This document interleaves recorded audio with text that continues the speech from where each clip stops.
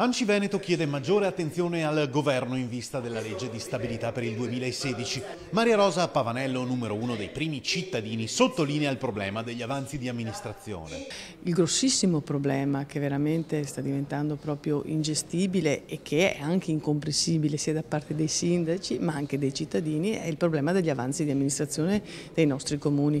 Abbiamo una proiezione di quasi 1 miliardo e 800 milioni di avanzo di amministrazione dei nostri comuni del Veneto. Una cifra importante, i sindaci chiedono di poter agire con maggiore libertà. Il messaggio a Renzi è chiaro: fateci fare gli investimenti. Aiuteremo anche una ripresa dell'economia, oltre che ad aggiustare le strade e mettere in sicurezza gli edifici, e poi non parliamo dei canali e tutto il tema, insomma, del rischio idrogeologico.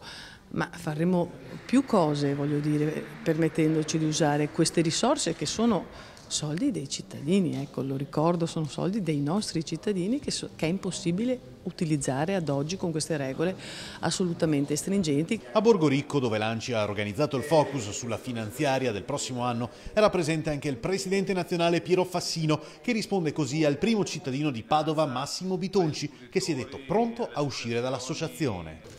Penso che il sindaco Bitonci non ha mai messo piede nell'ANCI, quindi dubito che possa conoscere che cos'è l'ANCI, visto che non l'ha neanche mai vista. L'ANCI non è un'organizzazione che è pregiudizialmente contro un governo o pregiudizialmente a favore di un governo. Forse è questo che vorrebbe Bitonci, ma non è il nostro compito. Noi rappresentiamo 8.000 comuni e tra questi 8.000 comuni ci sono amministrazioni di tutti i colori, quindi il nostro problema non è identificarci con un colore politico, è quello di tutelare i comuni.